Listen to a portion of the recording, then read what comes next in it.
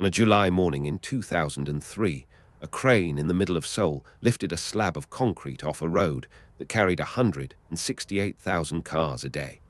Underneath, in the dark, was a stream. Most people under 50 in that city had never seen it. 27 months later, that freeway was gone, and water was running through the center of Seoul for the first time since the Eisenhower administration.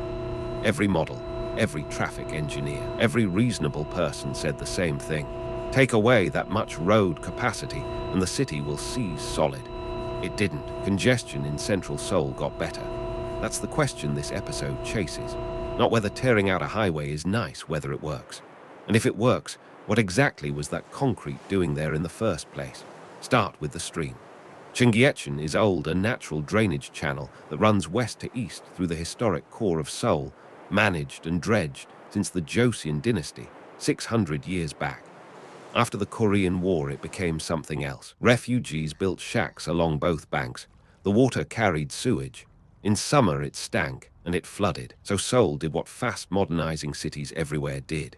It paved the whole thing over, slab by slab. From 1958 to 1977, the stream disappeared under a road. Then, on top of that road, they built another one. The Cheonggyecheon Elevated Highway opened in stages between 1971 and 1976, a 4-lane viaduct on concrete stilts, running 5.6 kilometers straight through the heart of the capital, and people loved it, genuinely.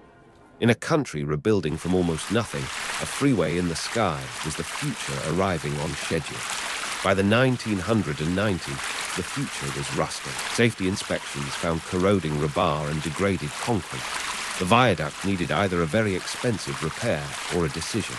And here's the honest part: the obvious fix was to repair it. Patch the deck, replace the bearings, keep the cars moving. That's what almost every city does. It's cheaper, it's safer politically, and it keeps 168,000 drivers from calling City Hall.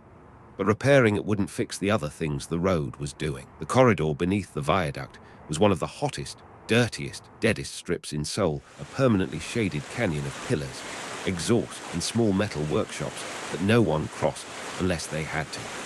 In 2002, a former construction executive named Lee Myung-bak ran for mayor of Seoul on a promise that sounded like a stunt. Knock the whole thing down and bring the stream back. He won. And then came the part that nobody puts on a poster. Roughly 200,000 people worked in the businesses along that corridor.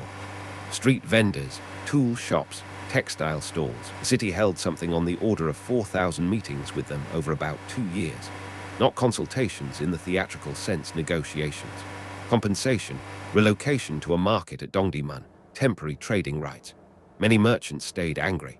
Some still are. That cost is real, and it belongs in the story. Demolition started on the 1st of July, 2003. Around 620,000 tons of concrete and steel came out. Roughly 95% of it was recycled. Now the traffic. This is the bit that made planners around the world sit up. The highway and the surface road under it were replaced by a modest 2-lane each-way street flanking the water. Enormous capacity deleted. The forecast said the surrounding grid would jam. Instead, traffic thinned. Cheonggyecheon, a transport researcher at Cheonggyecheon University who studied it, put it plainly: they had expected congestion to get worse, and in the areas where the road was removed, the flow of traffic actually improved. The mechanism has a name. Traffic isn't water in a pipe with a fixed volume.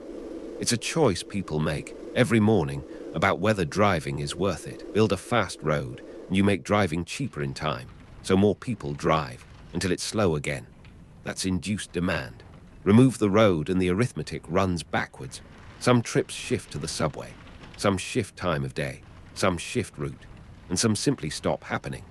A 2002 review of about 70 road capacity reductions worldwide found that on average, roughly 1 in 10 of the vehicles never turned up anywhere else at all. Seoul also did the unglamorous work. In July 2004 mid-project, the city rebuilt its bus network, median bus lanes, color-coded routes, a single tap card across bus and subway. That matters.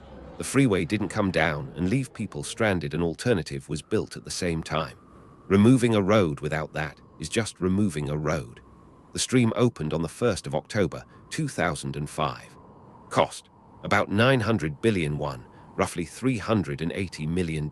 And then the physics started showing up in the data. A 5.8-kilometer strip of heat-absorbing concrete had been replaced by moving water, shade, and open sky.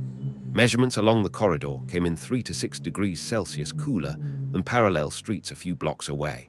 The corridor also acts as a wind channel, breezes moving along it measured about 50% stronger, pulling cooler air through the city core.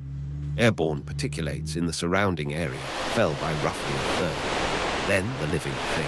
Before restoration, surveys along the corridor counted 4 fish species and 6 bird species. Within a few years, more than 25 fish species, more than 30 bird species later counts ran higher still.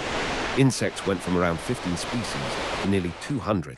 Total species along the corridor rose from under 100 to over 600. Herons hunting in the reflection of office towers, in a city of 10 million people. Now the honest asterisk, because this story is only useful if it's true. Cheonggyecheon is not a wild river. Its natural flow is seasonal and weak. So the city pumps roughly 120,000 tons of water a day into it, drawn from the Han River and from groundwater collected in subway tunnels. That takes electricity and money forever. Korean critics have called it a giant aquarium rather than a restoration, and they have a point. Historians criticize the speed of the rebuild of the old stone bridges. Rents nearby rose, and some of the businesses that were moved out never recovered. So, it isn't a river brought back to life. It's a piece of engineered civic infrastructure that does the work a river does: cooling, cleaning, carrying life, placed exactly where a highway used to be. And the city believed the result. Seoul went on to remove around 15 more elevated roads.